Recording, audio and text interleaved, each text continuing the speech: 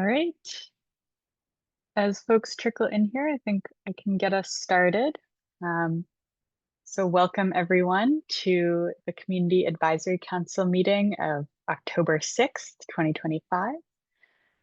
My name is Stella Jordan. I am a senior planner with staff to the MPO, and I'm joined by several colleagues here today, many of whom you'll hear from later in the meeting. As well as our Executive Director, Tegan Tyke, and Deputy Executive Director, Gina Perill, and others. Before we get started, I am going to pass it over to my colleague, Gia, to introduce herself and take us through a couple of housekeeping items. So over to you, Gia. Thank you, Stella. Hello, everyone. My name is Gia Hong, and I'm the Public Engagement Coordinator at the Boston Region MPO. I'm going to take us through a couple of notices. First, I'll read our Notice of Non-Discrimination.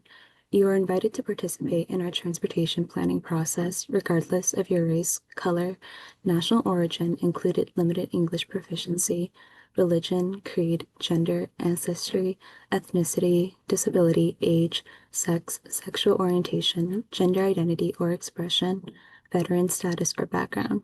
You can read the full notice of your rights and protections at www.bostonmpo.org/MPO_DISCRIMINATION. Next slide, please. Our accessibility statement is, this meeting is accessible to people with disabilities. Zoom products are compliant with exceptions with the following standards: Web Content Accessibility Guidelines 2.1 Level AA standards and revised Section 508 standards. If you require any additional accommodations in order to participate fully in this meeting, or if you have any technical difficulties, please contact Stella Jordan, NPO staff, at sjordan@ctps.org or at 857-702-3675 or via the chat box. Next slide, please. I'll read through our guidelines. This meeting is being recorded. All participants will join the meeting with muted microphones. Please rename yourself to include your first name, last name, and affiliation. Participants may mute and unmute themselves. Always remain muted unless actively speaking. To participate in the discussion, please select the raise hand function. Find this by clicking on the participants button at the bottom of the screen, and a window will pop up with the raise hand button at the bottom, or the reactions button in the toolbar. The facilitator will then call on you. Please raise your hand via Zoom if you would like to use an AI note taker during this meeting. And if you are on the phone, you can use *9 to raise your hand. Next slide, please. I'll pass it back to you, Stella. Thank you. Yeah, so I'll take us through our introductions today. To get us started, this will just be a roll call similar to how we did it at the last meeting. And apologies, I do not have the alphabetized list in front of me, so I am going in random order today. But I will start with Transit Matters, our chair. And I've heard that Caitlin is not able to make this meeting, but calling on anyone else from Transit Matters. Hi, this is Will Palmer. I use he, him pronouns. I'm here as the alternate for Transit Matters. Thank you, Will. Mystic River Watershed Association, our vice chair. Hi, everyone. Carl Alexander, present here serving as vice chair. Thank you. Thanks, Carl. Mass Bike. Oh, hey, it's Galen. I'm here. Thank you. Conservation Law Foundation. Good afternoon. This is Paulina Muratori. I am here. Great. Abundant Housing Massachusetts. This is Jesse Kansen-Bananat, the Executive Director of Abundant Housing. I'm here. Thanks, Jesse. Bike to the Sea. I saw Jonah said in the chat that he is on another call, but we can mark him as present. Town Green. Good afternoon, Greg Fettersfield, representing Town Green. Thanks, Greg. A Better City. Hey, good afternoon, everyone. Scott Mullen here, TDM Director with A Better City. Hi, Scott. T4MA. Hi, everybody. It's Reggie. I'm here. Thanks, Reggie. Codman Square Neighborhood Development Association. Hi everyone, Jacinda Espenshade with Conan Square. Thanks, Jacinda. Livable Streets Alliance. Hi, this is Mahasam. I'm the project manager for Transit Plus Streets.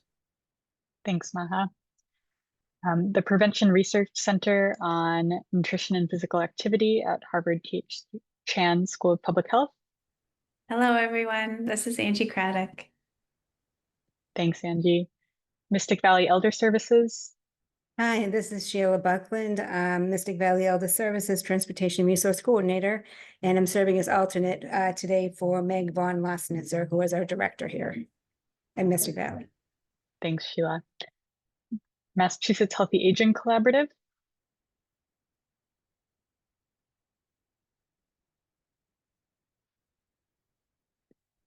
Not seeing James. City of Chelsea. Hi, this is Sarah Hahn representing City of Chelsea. Thanks, Sarah. Town of Natick. Hi, Morgan Griffiths, Transportation Planner for the Town of Natick. Thanks. Watertown TMA. Good afternoon, Sophia Gallimore, Watertown TMA. Thanks, Sophia. And the 495 Metro West Partnership. Jason Palich, Executive Director of the 495 Metro West Partnership. Great, thanks, Jason. That calls our roll today. Thank you all again for being here. And looking forward to kicking things off.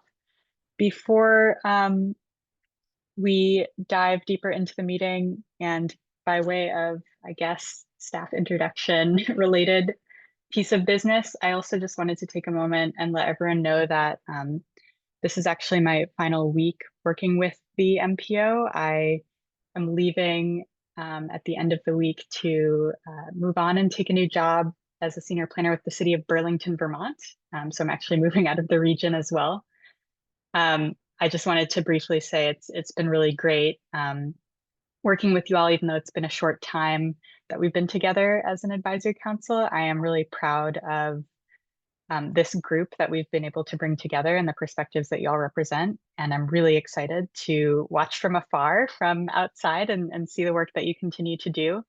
It's been one of my greatest accomplishments and the best piece of work that I've done at the MPO to work on forming this group. And so I'm really proud of hopefully what you'll continue on my departure. And thank you all for the kind words.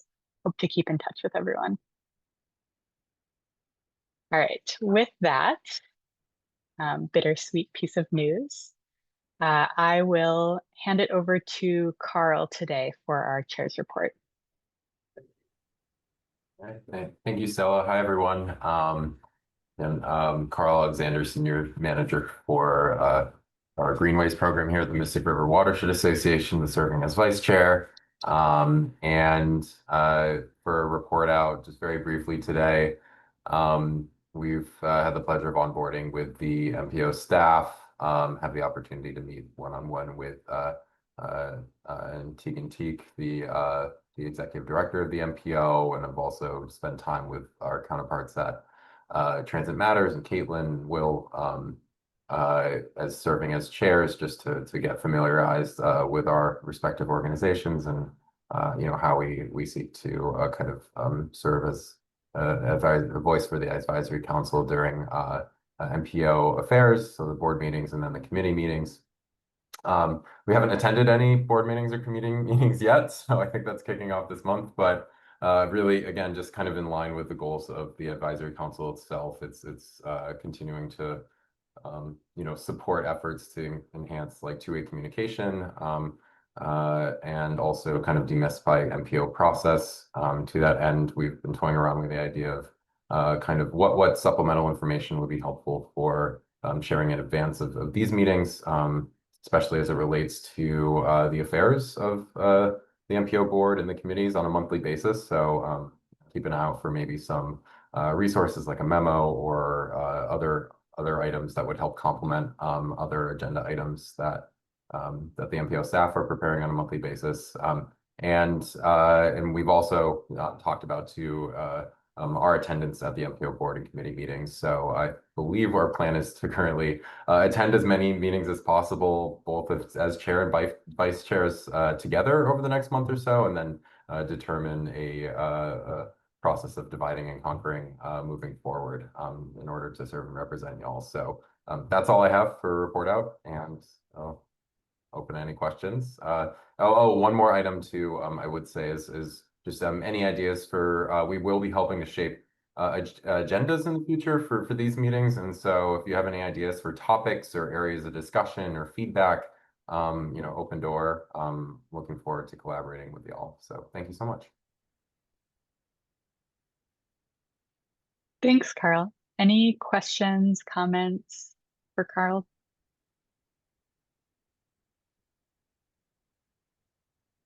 Not seeing any, but just to echo the offer to kind of incorporate any ideas that the group has in future agenda setting and planning, please feel free to reach out to your chair and vice chair or to MPO staff. That's Sean and Gia, your points of contact. If you have anything that you want to raise outside of this meeting, we're always happy to chat. Moving on to public comments, are there any members of the public at our meeting today that would like to make a comment at this time?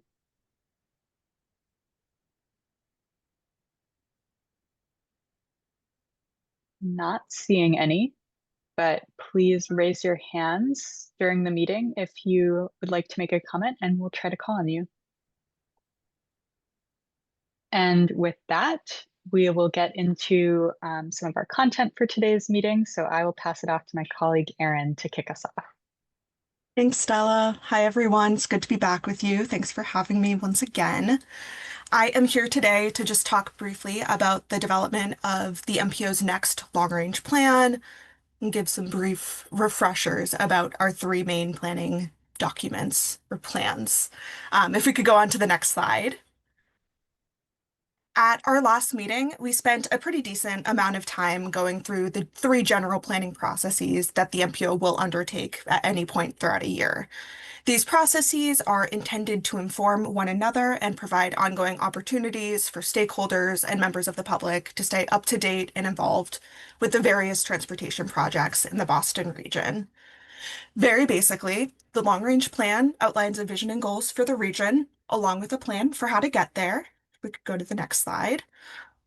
The TIP is our capital programming plan, which is updated annually to document any federally funded transportation projects that are occurring in the region, and it also directly allocates a subset of funding through our discretional regional target funding. And then next slide, please. The UPWP is our regional transportation planning programming document, and it will outline any transportation planning priorities that the MPO has throughout the year. It outlines work efforts that the MPO is planning to pursue.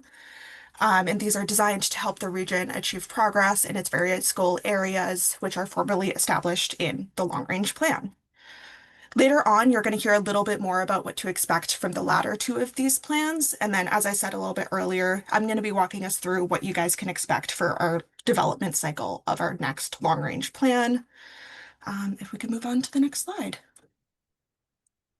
So this is a diagram that you guys had seen at the last meeting. Once again, just showing the interactions with the various MPO plans. The long-range plan feeds into the TIP, also the UPWP, and those relationships flow backwards as well. Next slide.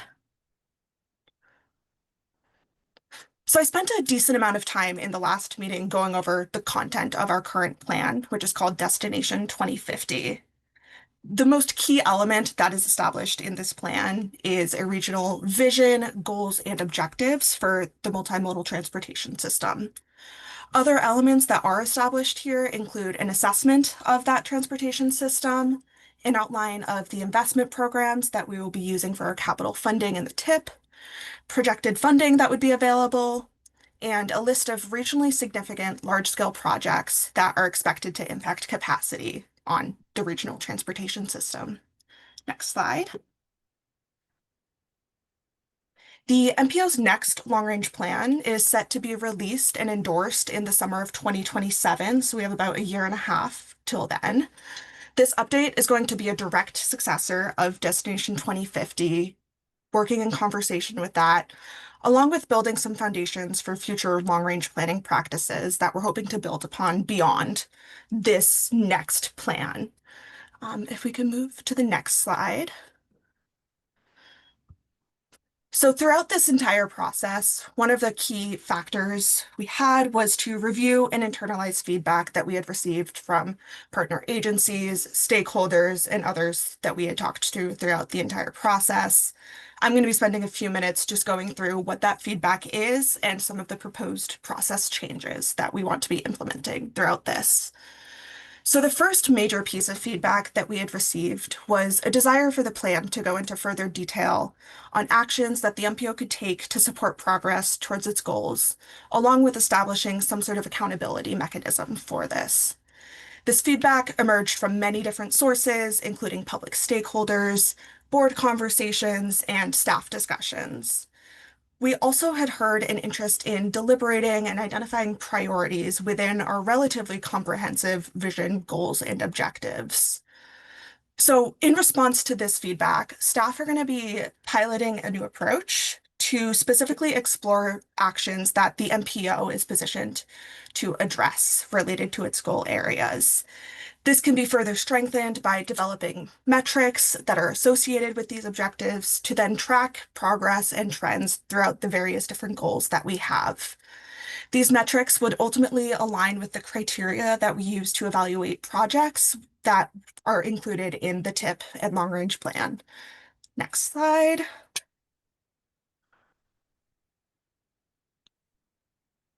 The next piece of feedback that we heard was from community groups and other subject matter experts. And they had ultimately shared that they were unclear how their input really played a role in the MPO's decision-making process for the long-range plan. And as a result, we are mainly doing two items here. First is trying to ensure that our approach to engagement for this long-range plan cycle is direct and candid in identifying where the MPO is best positioned for action. We had touched on this a little bit at our last meeting about the upstream, downstream effects of transportation. We have also been piloting quarterly updates on our public engagement activities and efforts that we are presenting to the MPO board on an ongoing basis. The intention of this is to provide an ongoing space for our board to stay aware of really the content that we are hearing from members of the public and different advocacy groups, and also have a space to engage with and react to those concepts. Next slide. And then the last piece of feedback that we received was related to our needs assessment, which is data compiled to assess our current transportation system. We had received requests for this information to be available earlier in the long-range plan development cycle so that we can refer to it when making decisions.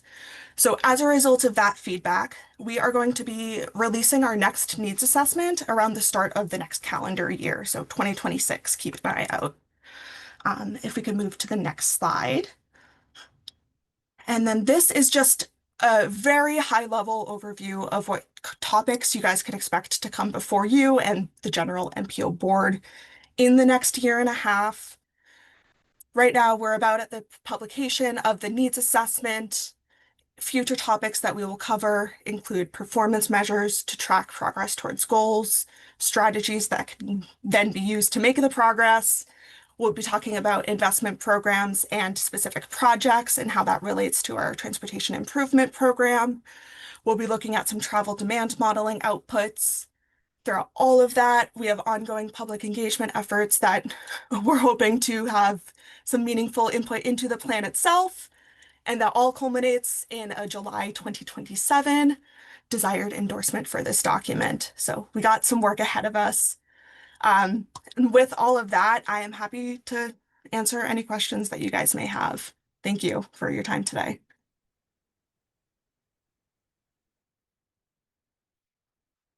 Thanks, Erin. I see Will. I was just wondering if you could give like 2 or 3 sentences about what the needs assessment is and isn't. You could give more than 2 or 3 sentences, but I don't want it to delay us. Yes, I can also send over a link to you guys for our last needs assessment that was published. Essentially, it is a documentation of our multimodal transportation system. We will look at that through the lens of the 6 different goal areas that we have established as an MPO. So that's equity, safety, access and connectivity, mobility and reliability, clean air and healthy communities, and resilience. So that is the lens we're going to be approaching. And then it is primarily looking at gaps, and similar to sort of what I had been talking about the MPO being a little bit more specific on its exact outcomes of its work, we're also trying to just hone in the scope of the needs assessment a little bit to be more in connection to the MPO's investments themselves. So it might be a little bit different from what I'm going to be sending you a link to. Hope that answers your question. That does. That's very helpful. Thank you.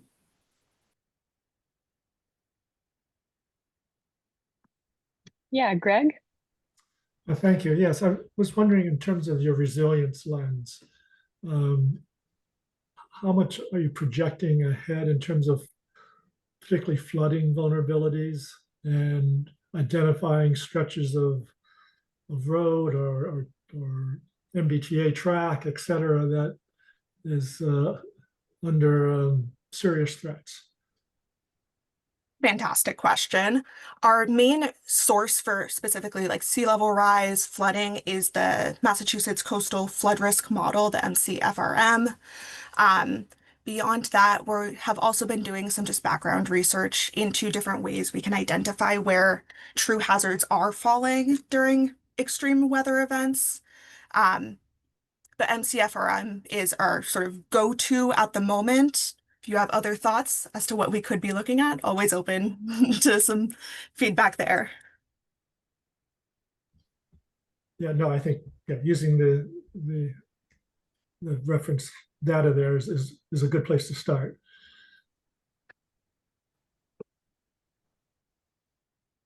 Great. Paulina? Thanks. I apologize if I missed this, but I was hoping to just hear more about in the slide where you have the timeline, needs assessment, and then performance measures, strategies, investments, travel demand modeling, engagement, document review. I would imagine engagement is part of this, but just which parts of this do you think this group kind of will have a role, or maybe it's all of it? Where will we have the biggest role in these boxes? Fantastic question once again. Where I imagine you guys will have the most impact is one, helping to sort of work through ways we can develop accountability as an MPO and helping to work through what that looks like.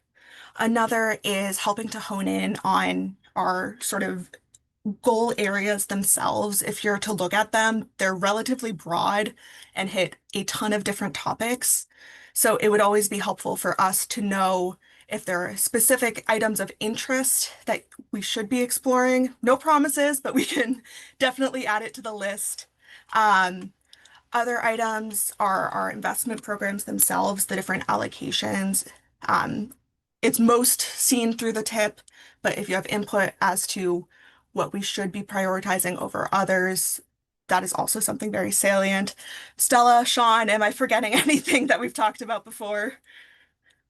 No, I think that's right. I think, you know, one of the key pieces in my mind is kind of coming out of the charter that we adopted at the last meeting and sort of the mission and goals of this group. I think that one of them is creating, building accountability around the MPO's long-range goals and objectives, and kind of ensuring that the decisions that the MPO makes are consistent with and helping to address and drive forward those things is really one of the key missions of this group.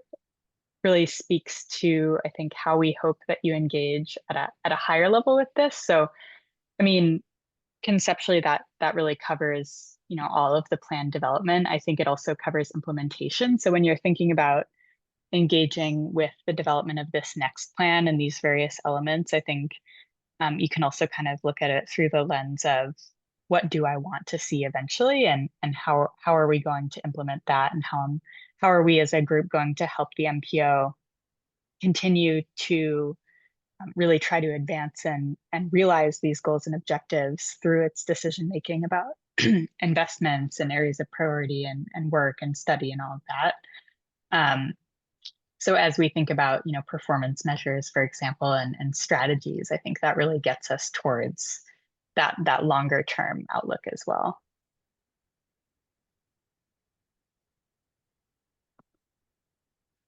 Yeah, Will? This is a very quick question, I hope. Thank you for sending over the link to the previous needs assessment. Is the intended scope of the needs assessment systemic? So like, would an example be connecting to emerging job centers, or would it be slightly more specific, like connecting to Kendall Square or Assembly Square or the Seaport? What's the level of specificity that document is supposed to get into? Another great question. This needs assessment, along with the long range plan, really is at a challenging area in transportation planning. We're not a local municipality, so we don't necessarily have discretion over what items actually get prioritized. We're not planning at the state level, so we don't have the funding necessarily there. So astute observation. Really, we're looking to find where the regional challenges are and if there are aggregate issues that the MPO could be pointing its work to. So while all of our work may not specifically be able to address location access to one very specific location, we are hoping to at least build into the knowledge base of how to improve access to different locations across the board. And if that includes a couple of pilot examples, all the better. Awesome. That's very helpful. Thank you again.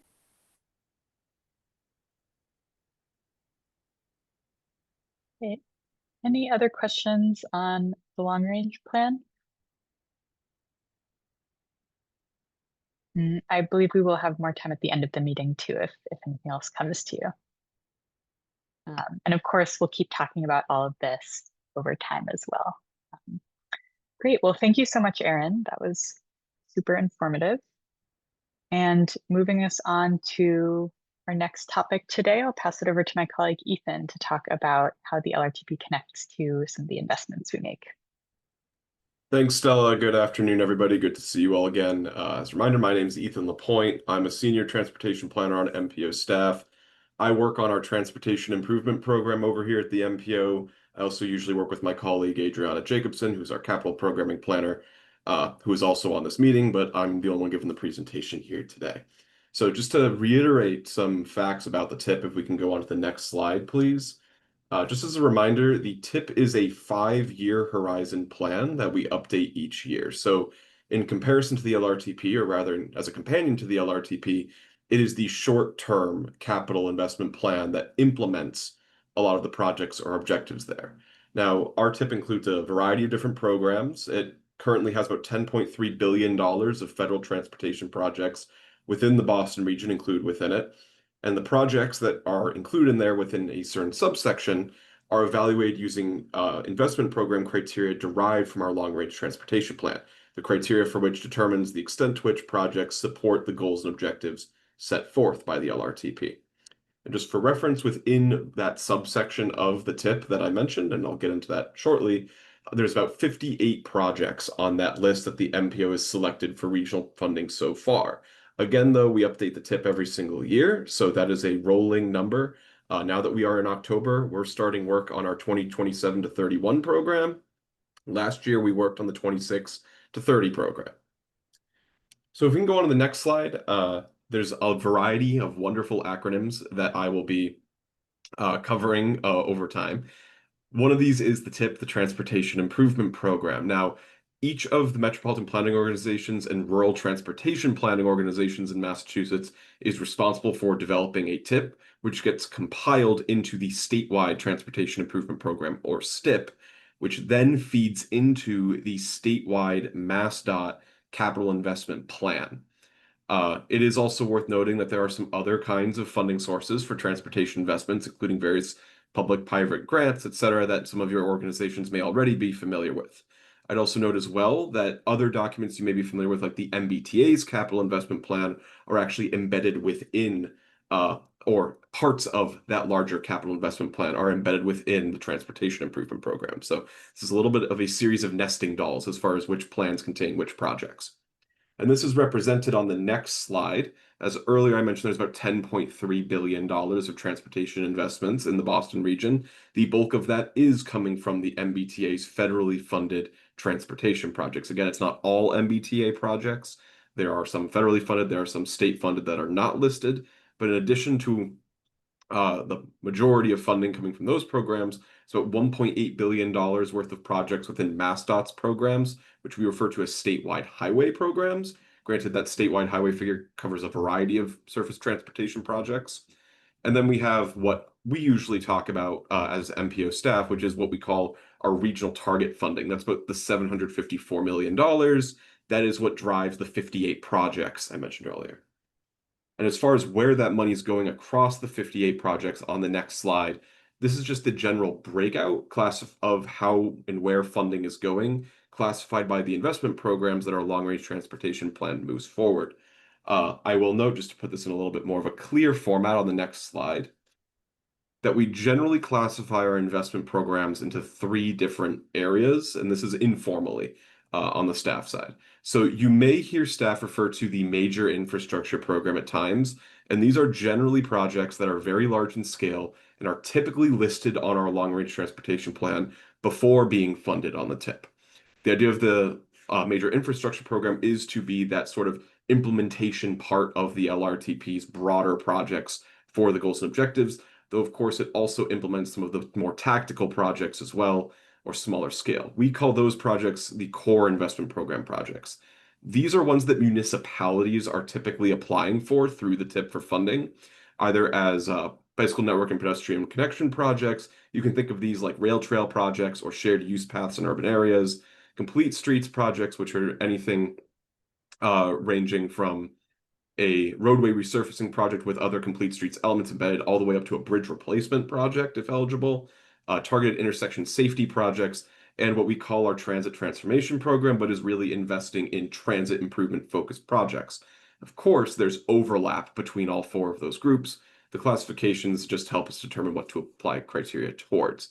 Just to answer Paulina's question in the chat real quick, as they asked what that $754 million figure I alluded to is covering, that is for the 5 years of the TIP. So it's anywhere from about $120 million a year to $150 or $60 million a year to fund these kinds of projects that I'm talking about right now. So for the 2026 to 30 program, which is currently in effect today, that's $754 million split across the 5 years for 58 projects.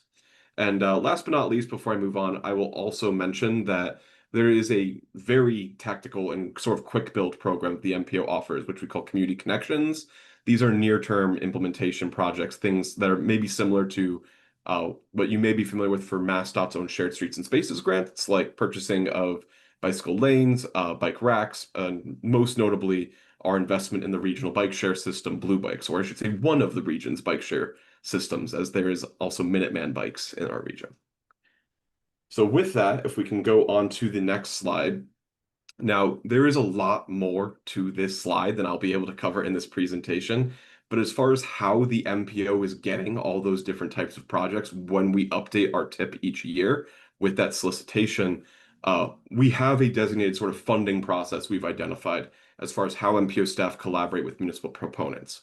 Now, the objective of the regional target program of the TIP, that's $754 million, is ideally meant to fund local priority projects with regional benefits. Now, we often refer to project proponents as MPO staff when we talk about projects. What that really means is who is the champion of the project. So if you are the proponent, let's say the proponent is, not to put folks on the spot here, but the town of Natick or the city of Chelsea, then the city of Chelsea is the proponent leading the project. Historically, the majority of projects that our MPO has funded have been municipal proponents, but this is a broader category. Many times we may now see that MassDOT may take proponent status from a municipality to allocate additional design resources to move it forward. So a project may become a state proponent. And in cases of our transit projects, that is usually a regional transit authority or MBTA proponent project. And increasingly as well, we're starting to see other state agencies and authorities express interest in pursuing TIP funding as well, as they are eligible. That can include Department of Conservation and Recreation, or even Massport, for example. But all projects, when it comes to how they get on the TIP, generally follow the same process, which really means that the proponent and the MPO staff work together to identify the best funding source for the project. Now, we have what we call a universe of projects. This is basically a tracking sheet that MPO staff create and publish, and we hope to incorporate into a more dashboard, public-facing format going forward, so that we can keep tabs on how different priority projects are developing within the region as we develop the TIP each year.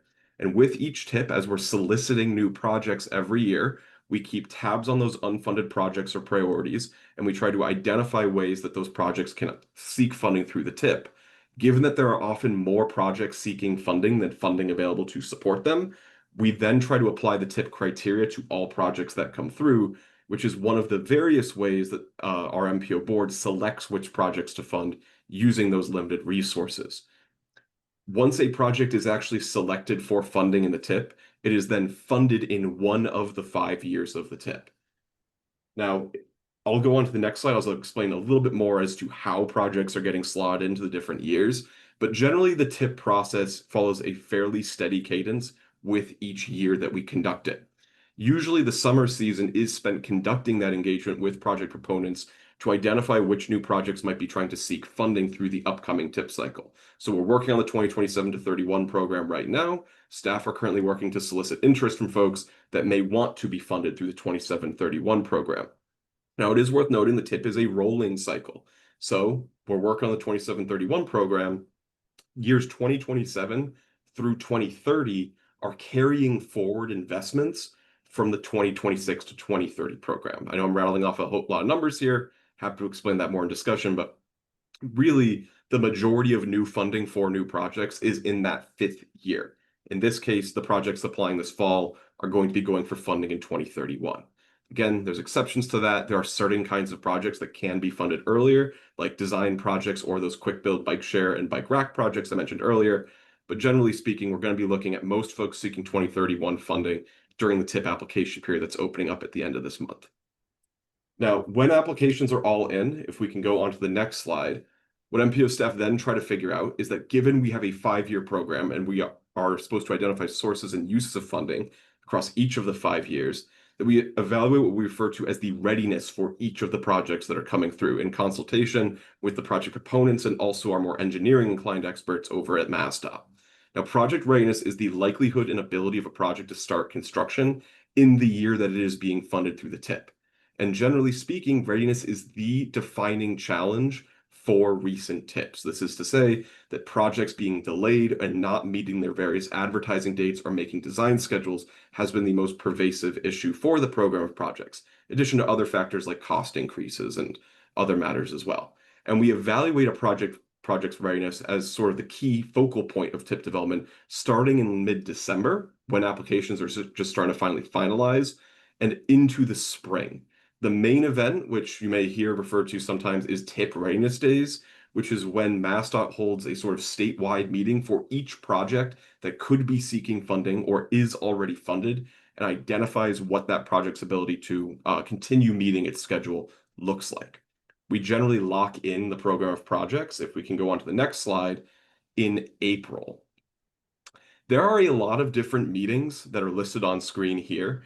And really, when it comes to program development for the TIP, that is the most hectic time of year. That generally happens in the late winter into the early spring. And where the advisory council may come in is not only through its involvement at the full MPO board, but also in another facet of TIP development, which is the TIP committee, or the TIP Process Engagement and Readiness Committee that this body that the chair and vice chair have a seat on.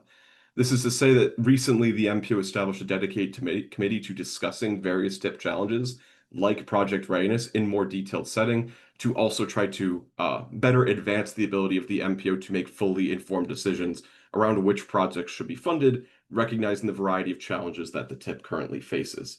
Again, the bottom line here is there's a lot of different meetings. In fact, we basically have weekly meetings come spring, and there are many opportunities to be involved in the TIP. There's also a lot of information that is shared during this time. And on the next slide, when all of these meetings have actually taken place, the main way that a project is trying to get funded through the TIP is trying to link the project's the extent to which that it is actually aligning and advancing MPO goals as defined with the LRTP through that project's evaluation criteria. The score is meant to be the metric by which we are measuring how well we are doing or how well our projects are doing at meeting the MPO's goals. With that said, there are other factors, especially in recent years, that the MPO has had to balance against project scores, and also not only against projects that are already funded, but those that may be seeking to get funding. Again, it's a rolling program. So when we develop a new TIP, we are carrying forward all of the investments from the last plan that did not advertise during that given cycle. And on the next slide, again, the TIP, we're updating it each year. It is a dynamic process. It is also a very complex process. We're going at a very high level when it comes to what we're sharing with this body here today, but there is going to be many further opportunities for the advisory council to engage with the TIP, but also to provide advice and ensure accountability in the overall TIP process, especially as we try to navigate many of the very difficult challenges the TIP is currently facing, which will require a variety of fairly novel solutions to be implemented. I'd also note as well around proponent status that there are many opportunities for members of the advisory council to be directly involved in the projects in your communities or the areas that you work in. We work to identify local proponent projects. It's really up to the municipalities and other stakeholders at the local level to champion and elevate those projects to really get the ball rolling before they come to the MPO, at least under our current way of doing kind of TIP projects here. So with that, I know that was a lot of information. There is a lot more information that we're going to be getting to this fall. I'll be dropping some additional contact information in the chat shortly on that in case folks are interested in speaking. But for now, I'm happy to take questions.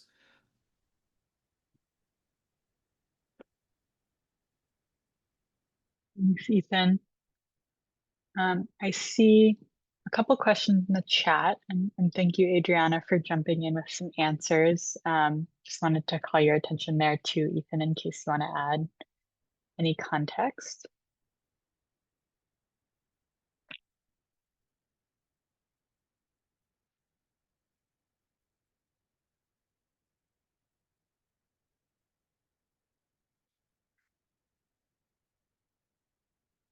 Any other questions that folks have? Yeah, Greg? I'm just trying to get a sense of sort of the order of magnitude. So are you getting project requests that are double your funding, triple what you have available, quadruple what you have available? I mean, I'm assuming there's a lot more projects out there that you're able to fund. Yeah, that's a very good question. So depending on the type of project we're funding, we may have a project that is seeking, let's say, $50 million across 3 different years to be funded, or something as small as, say, a few $1 million for a culvert replacement. So in terms of financial scale, it varies. In terms of overall funding requests to the TIP, that's really dependent on the number of municipalities applying at once. In recent years, the TIP, our application volumes have actually been very low. That was, we think, mostly because of COVID, but it's also starting to rebound. What I would generally say, though, as evidenced during this past year's TIP cycle for the 26-30 period, is that we generally have about a 2-to-1 ratio of new funding in the 5th year of the TIP compared to new projects trying to get in. But that ratio can quickly increase if projects already on the TIP are seeing very substantial cost increases or are being delayed back into those outer years of the TIP. There's a lot of technical and mechanical details to the TIP that I'm happy to get into, and we'll get into probably in later meetings, as it really is sort of a Rubik's Cube to make work. There's probably a better way to refer to it, but there's a lot of ripples that run through when we make calls. But yeah, generally I'd say it's a 2-to-1 ratio for new applications. Really depends how bad the cost increases are in a given year.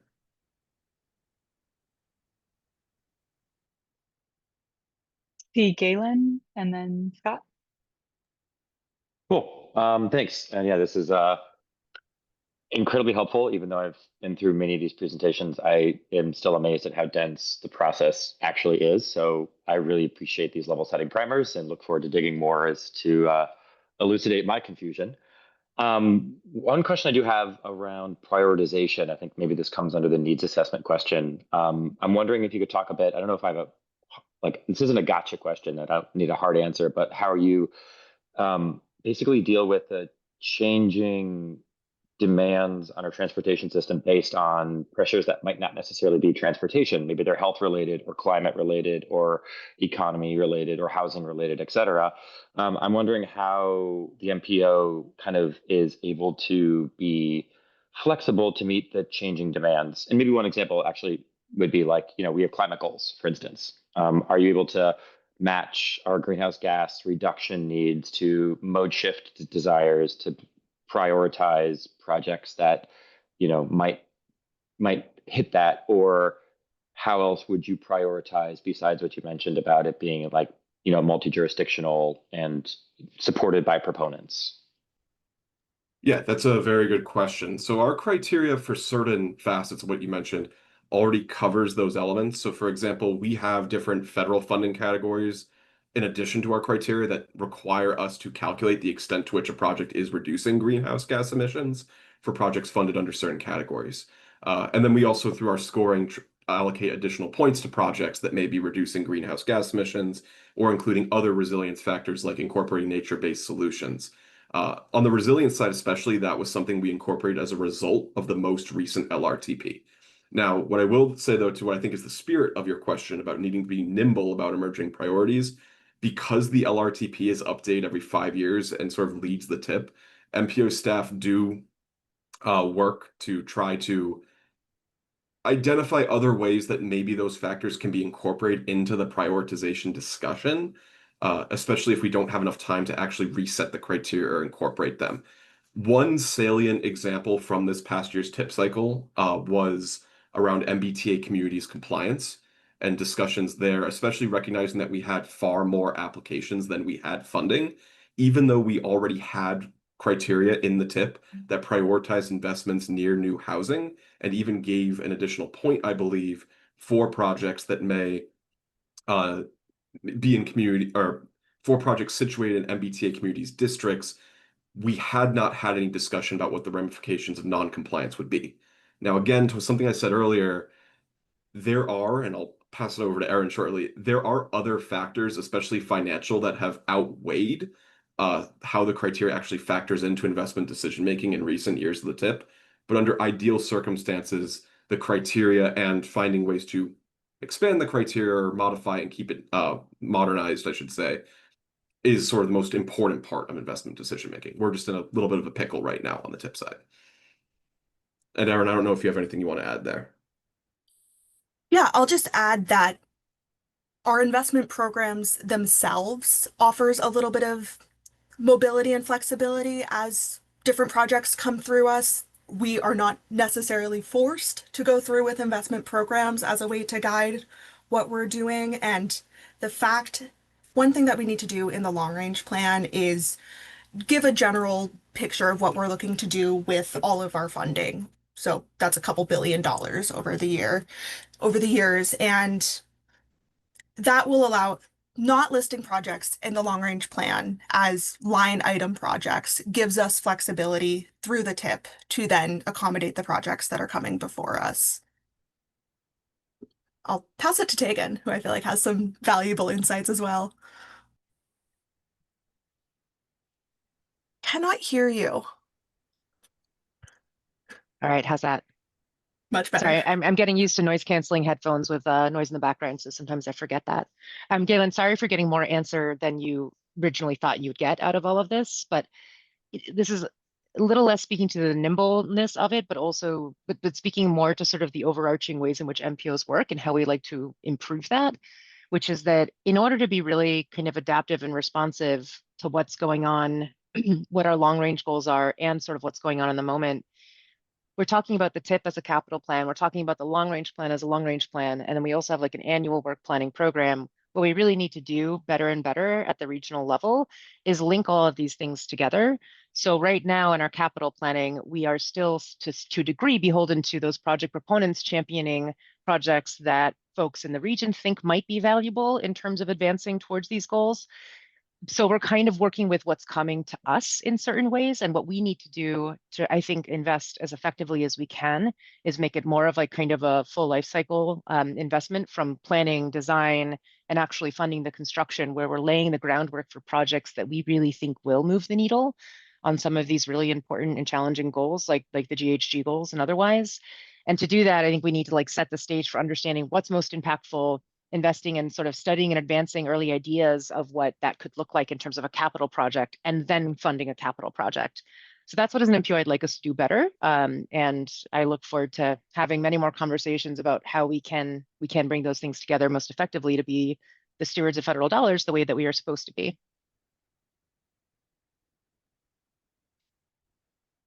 Well said. Thank you all. Scott? Yeah, thank you. And thank you, Ethan. You know, some of the information was repeated from the last time, and I really appreciate that because this is very dense and it's beginning to sink in. So thank you. I really liked the pie chart that showed the breakdown of project type for that 754, you know, complete streets and transit improvements and such. Are you guys keeping like a running tally? Is there a compilation of what that breakdown has looked like over time, looking backwards? Yeah, I don't know if we could actually go back a few slides so we can just visualize what Scott's referring to. It's the pie chart showing different investment programs. That pie chart's actually embedded within the TIP document under our executive summary section of the TIP. And while it usually only looks at a 5-year rolling window by investment type, we do include another analyses elsewhere, especially at more of a local scale, in Appendix D that may show that. Now, I will say one of the things that can complicate this kind of analysis is around the fact that investment programs often change with different LRTPs. So for example, under the current LRTP, we added a transit transformation program, which had previously been a sort of informal transit modernization program. We also had recently incorporated community connections. We started adding administrative line items. So there are ways to identify this, and we do provide information to sort of figure out what the historic breakout is. I will say, though, that it's a little bit trickier given how much of a moving target that is.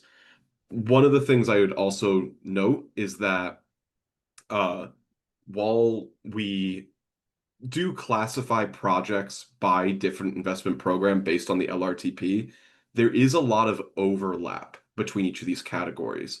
So while you may see from this chart that the transit funding is about 4%, in reality, a large portion of the projects that are in major infrastructure or complete streets are incorporating other investment types like signal priority or dedicated bus lanes on their roadways. The proponent generally picks what they want to be categorized as, because MPO staff have created evaluation criteria that is investment program specific. That allows us to sort of weight safety more heavily for the targeted intersection projects, but it sometimes muddies the water when you try to look at the full bucket and say, well, the MPO is only spending 2% on intersection safety, when in reality, almost every single road project we're doing is doing signal upgrades or roundabouts while we're in the project area. That's, again, something we can probably get into more detail on in a future meeting, because there is a lot of nuance towards the specifics of what we invest that's usually pretty project specific. But I know that wasn't your question, but I get that. I get other questions in that same vein quite a bit, so.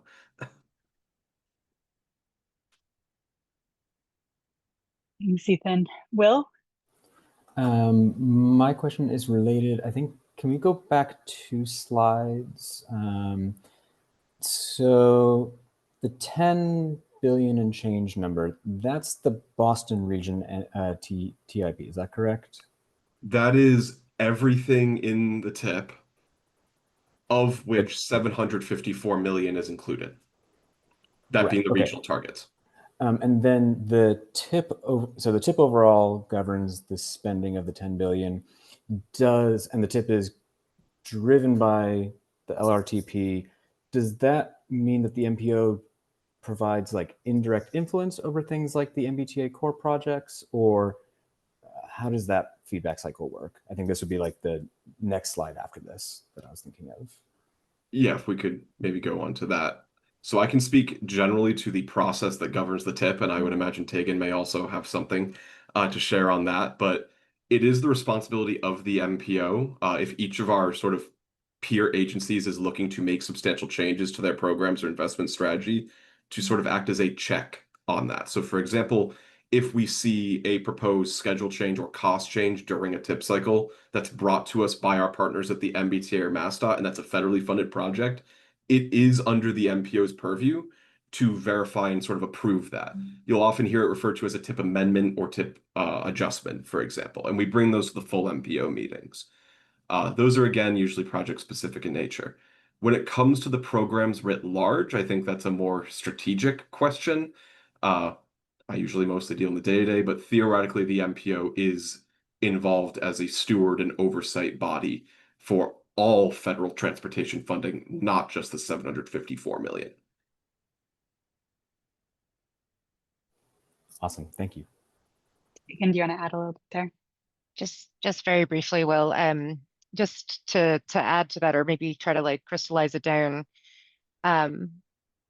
MPOs have to approve essentially the way in which the federal dollars are used in the region.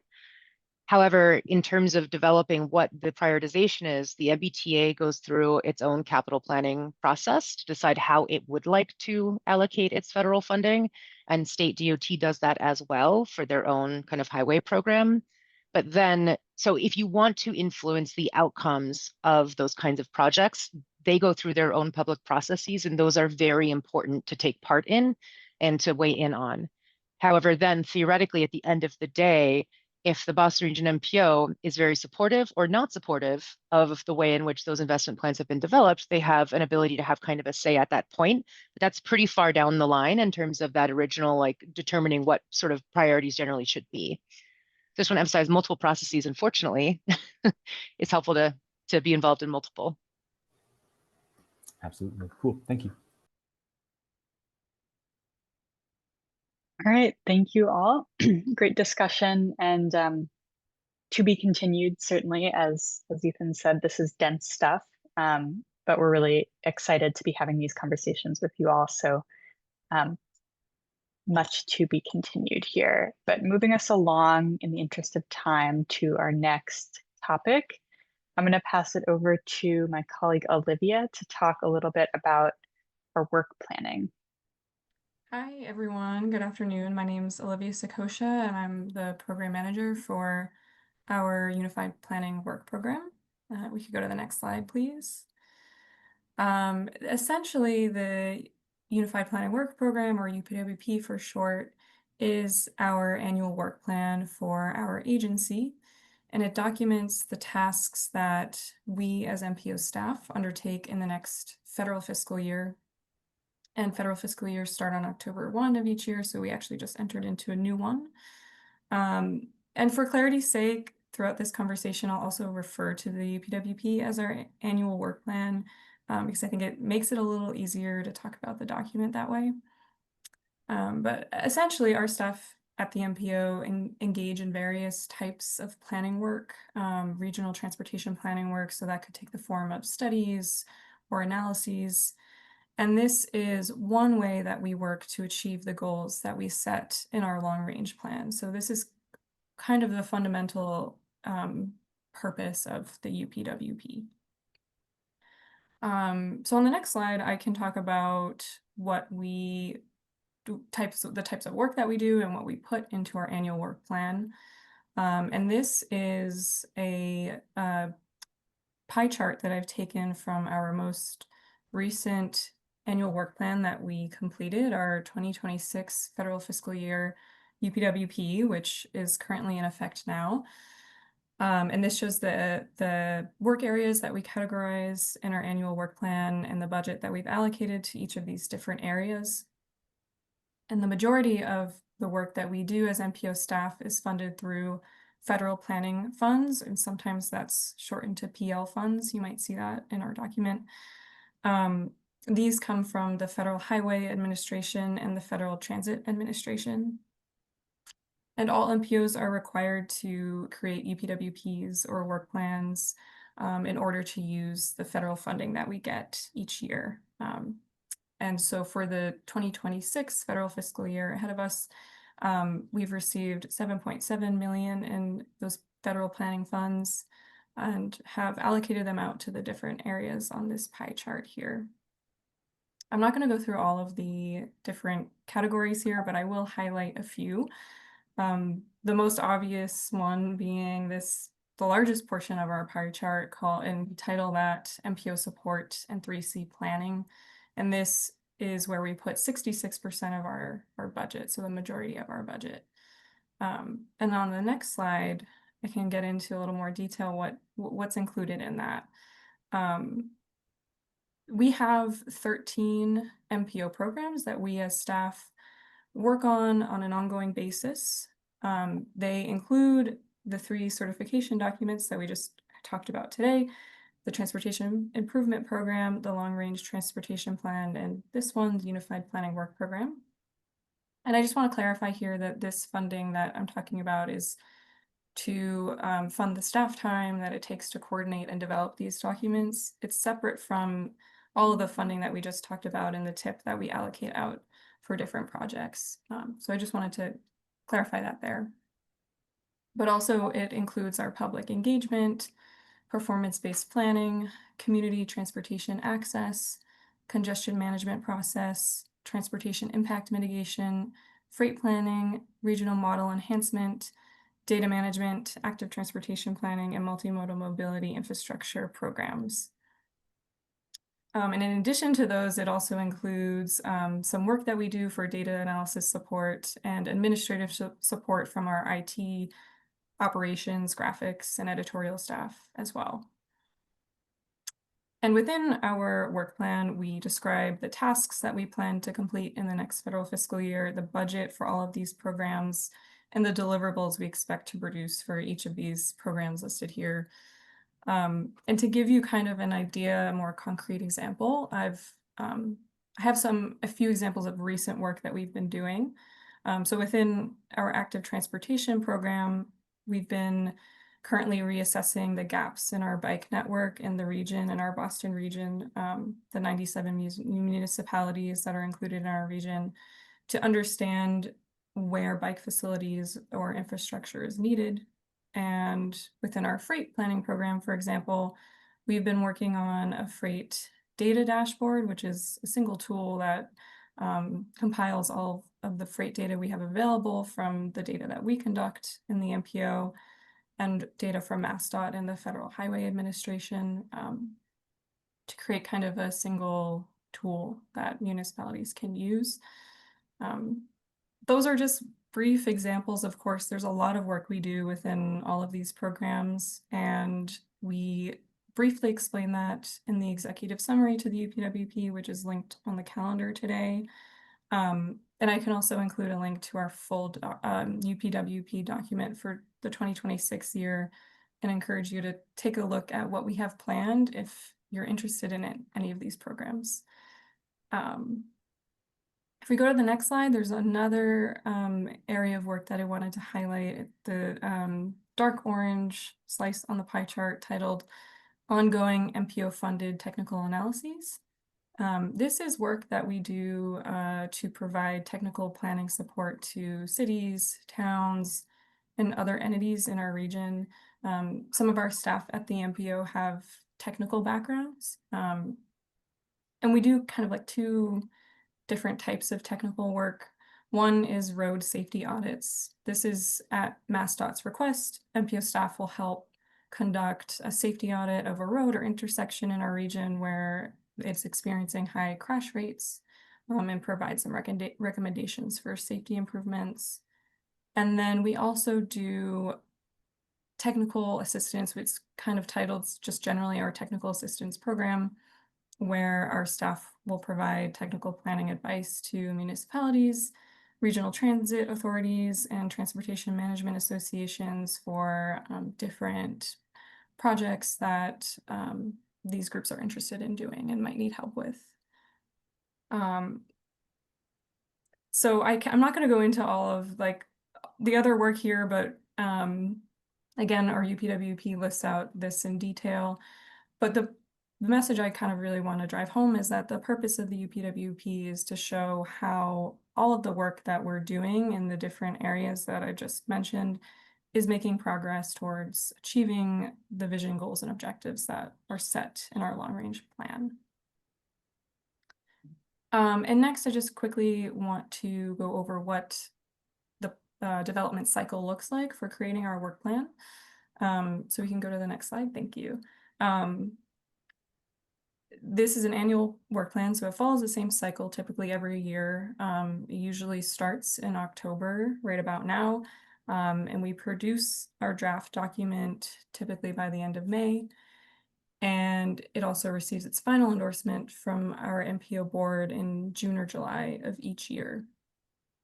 As we develop our draft document, we engage our different stakeholders to provide input on the work that we have planned to include in our UPWP. And one major stakeholder is our UPWP committee. We meet with the group throughout this draft development cycle and get their feedback on the work that we have planned for our ongoing work areas. And importantly, the advisory council holds a seat on the UPWP committee, so this group will be very involved in that process, and we're excited to have this group ready to engage with the next UPWP process as we're starting it now. So we'll be kicking into gear very shortly. I will note that we are kind of in the process of adjusting the way we engage our stakeholders in the development of the document. That includes our own staff, the UPWP committee, and this advisory council all provide input into our document. So we're still working out some of the details of how that will look exactly. So I can't get into as much detail and concrete examples just yet, but of course, with this group being involved in the process, we'll be in close coordination throughout the next UPWP cycle. With that, we do have an activity today since we are at the beginning of the UPWP development cycle, and since this group is a newly formed group of organizations, we'd like to do a short activity with you to kind of understand what your priorities are for our MPO work, which will be used to develop our next work plan. It's a Mentimeter activity, which we did last time, and I think there's a link in the chat for you all to click. I can hand it over to Stella or Sean at this point, I think, if that works. Yeah, thanks, Olivia. I will share the Mentimeter itself so that we can kind of see responses coming in live.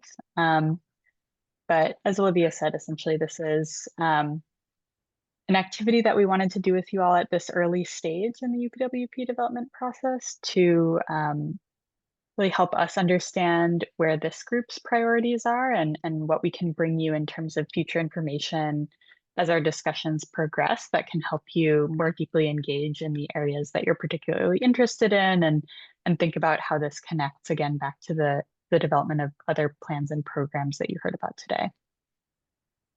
So with that, here will I put up my screen here.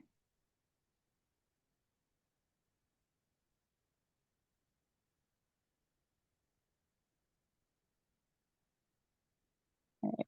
Can everyone see the screen? Yes. Great. Yeah, so you should be able to add in your areas that you're interested in kind of prioritizing. These include, I'll just read them off: monitoring and mitigating environmental and climate hazards, exploring ways to improve the region's active transportation network, supporting municipal level project planning and engineering efforts, researching transportation policy issues such as transit system funding and roadway pricing, examining strategies to improve the regional freight network, and analyzing and recommending congestion traffic management strategies. And if you're not able to access the Mentimeter for any reason, please feel free to also drop comments in the Zoom chat, expressing your interest in any of these areas. These are sort of aggregated buckets of MPO work that Olivia discussed, so they don't necessarily map sort of one-to-one onto some of the program areas that she went through, but these kind of cover a lot of the work that the MPO does that's a little bit more flexible in terms of its scoping beyond kind of the federal requirements that we have to meet each year.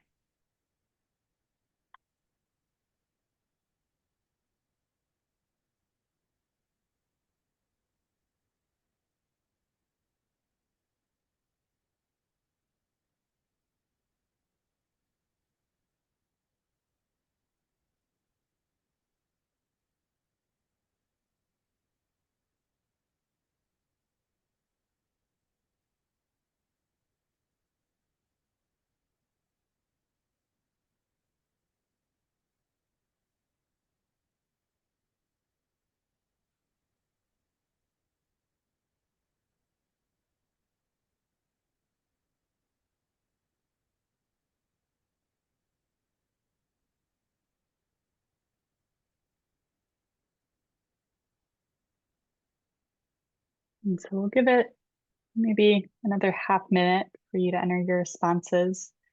You can rate anything at any rating that you want. So 5 is the most important for the MPO to prioritize, but there's no finite number of points. So feel free to rate everything 5, although that's not always so helpful to us. Yeah, Carl? Hi. Yeah, I was like, I figured you could kind of rate it whatever you would like, but I just wanted to call out maybe potential biasy that I don't know if there are any like kind of necessarily like members of the advisory council that are like representing like freight logistics or management. So I just wanted to call that out. I certainly am not, so I can speak for myself on that. But I'd also be curious too if there's anyone who kind of deals more with commercial freight who might be willing to comment on that on the council.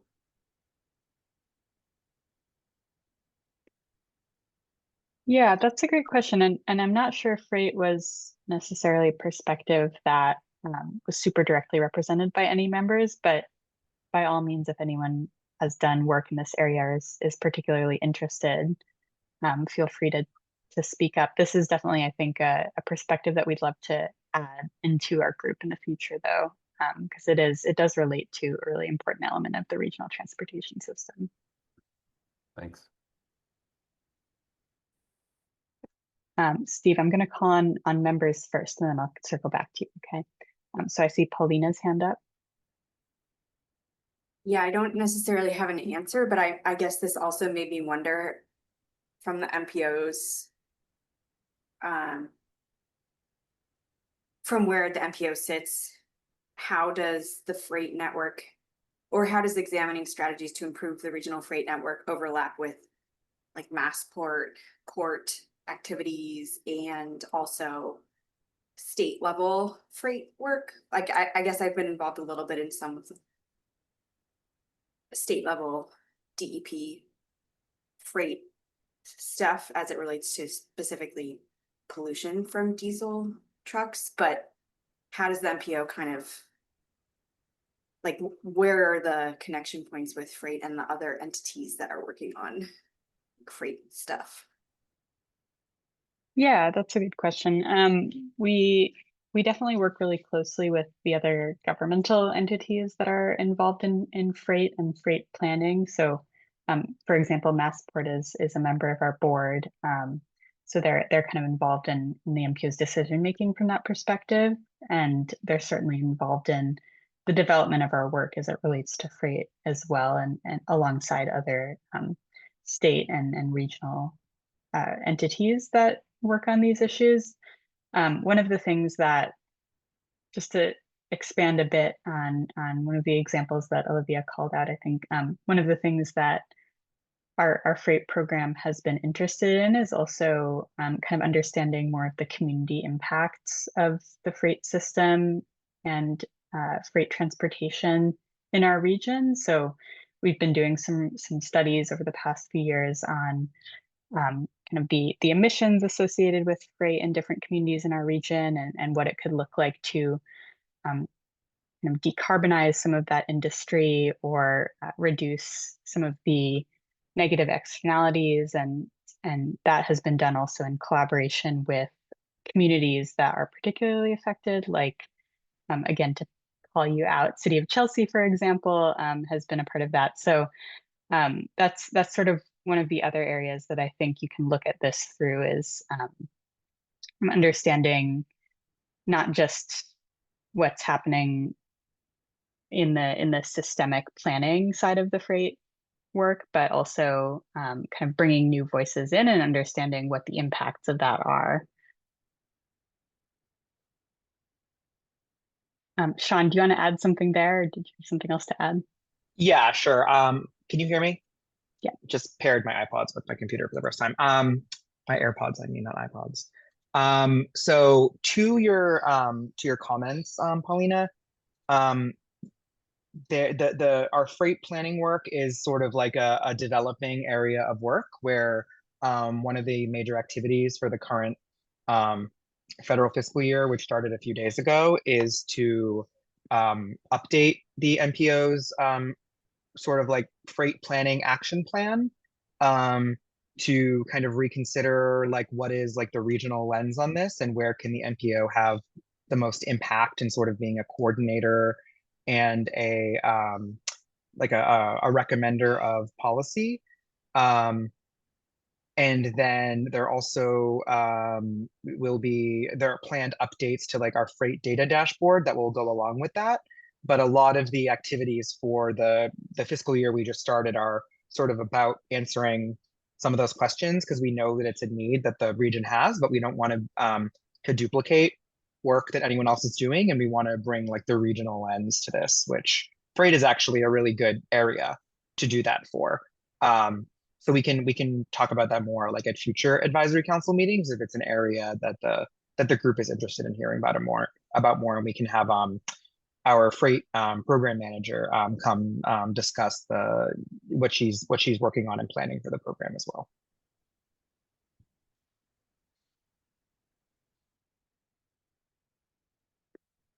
Yeah, Steve. Hi, I'm Steve Olanoff, and I was on the Regional Transportation Advisory Council for many years. I was chair for 4 years. So a little history on that. Way back,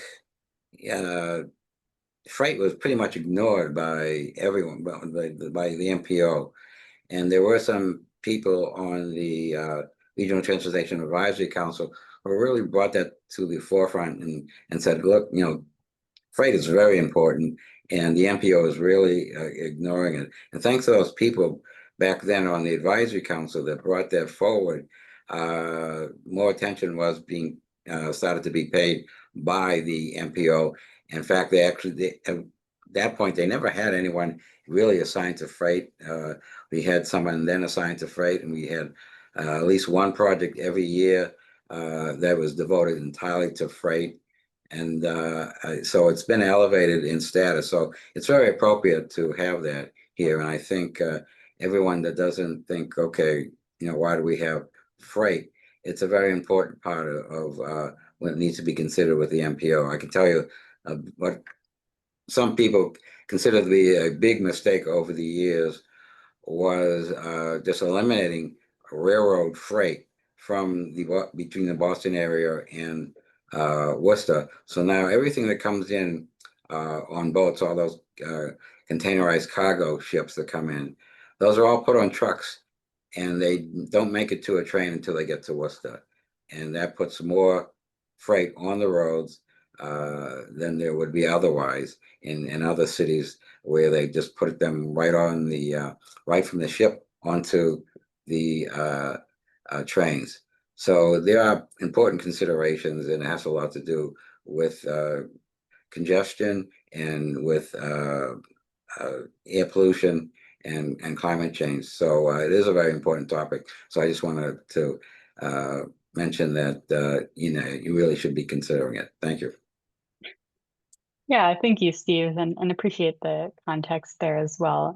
I think to your point, there are a lot of intersections between many of these issues as well. So we're certainly not looking at everything kind of in a vacuum. And when we talk about, congestion and traffic management, for example, that also relates to freight. It also relates to greenhouse gas emissions and resilience planning. So lots of good areas of overlap that we'll definitely continue talking about. Yeah, Sarah, I think we have time for one question before we move on. Yeah, I'm just curious, like Sean had mentioned, like there is activity going on with developing the freight program and policies that the MPO is working on. So that's really great. Would love to know how that will impact on a municipal level, because on a day-to-day basis, sometimes in Chelsea, we have 18-wheelers, trailer trucks that are turning onto local roads where families and children are playing on, like Summit Ave, for example, into the Soldiers Home complex on Hillside. And yeah, these things do go to our traffic and parking commission meetings. And residents are, concerned when you have large trucks that don't just go through like the typical freight corridors, but once they get onto the local roads, it does get a little bit tricky for safety concerns. So yeah, I'm like curious to know how this will impact municipal planning. Yeah, that's a really good question, Sarah. I think a lot of the MPO's work, to kind of give a short answer, is really intended to understand things at a regional scale, or set out kind of data and analysis and findings and recommendations at a regional scale that can then be applied at the municipal level to address local challenges. That's a lot of how I would say, like on the ground, a lot of our planning gets implemented beyond the plans that you heard about today. So all of these areas, I think their outputs are pretty flexible in terms of what those could look like, whether it's reports or guidance that municipalities can deploy, or whether it's recommendations for the MPO to prioritize technical assistance to municipalities to advance some of these areas, or develop more projects to address these areas with municipalities to fund through the TIP. So there's a lot of ways that those connections are being reinforced, and I think it's really important throughout all of this to kind of understand the local context and the local priorities to then inform what these outputs look like, and make sure that they're actually helpful to the folks that are doing implementation and local level planning as well. I don't know if that entirely answered your question, but yes, that's definitely something that we can talk more about at the next meeting too, because I think one of the things that we're looking to this group to really help us inform is what do some of these outputs look like, and how are they helpful to various stakeholders and to advancing our long range plan goals and priorities. That's great. Thank you, Stella. Yeah, absolutely. Yeah, so in the interest of time, I didn't want to cut short any of this great discussion that we've been having, and I think across all of these topics, we've really enjoyed just hearing from you all as well, and making sure that we're answering your questions. So we are getting close to the 3:30 mark. I think what we're going to do is skip the final agenda item presentation today, which was public engagement. Sean was going to talk briefly about the MPO's approach to public engagement, but we will table that for our next meeting. so that we can spend a little bit more time diving into our strategies and what we've been focusing on, and hear from you all and what you're interested in. But I just want to thank everyone and kind of acknowledge briefly the responses to this activity here. We have a lot of interest across these categories. And I think as we've discussed, just because one might be rated higher than the other, it doesn't necessarily mean that we won't focus on it. But it looks like folks are particularly interested on average in exploring ways to improve the region's active transportation network, and monitoring and mitigating environmental and climate hazards. Those two were rated the most highly by the group. So we'll kind of use this information to inform future conversations and program future agendas to make sure that we're delivering you content that you're particularly interested in, and framing our conversations around some of these areas that you'd like to explore a little bit deeper. But with that, because we have just a few minutes left, I'm going to bring us back to our main PowerPoint. Bear with me for a moment. And we can bring back these results for more discussion at our next meeting as well.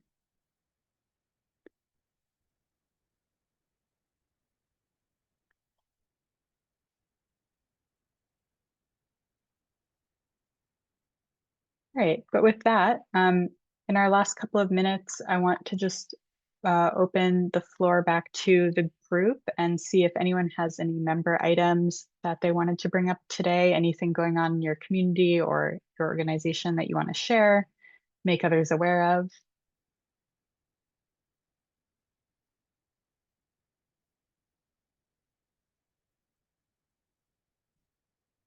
Not seeing any.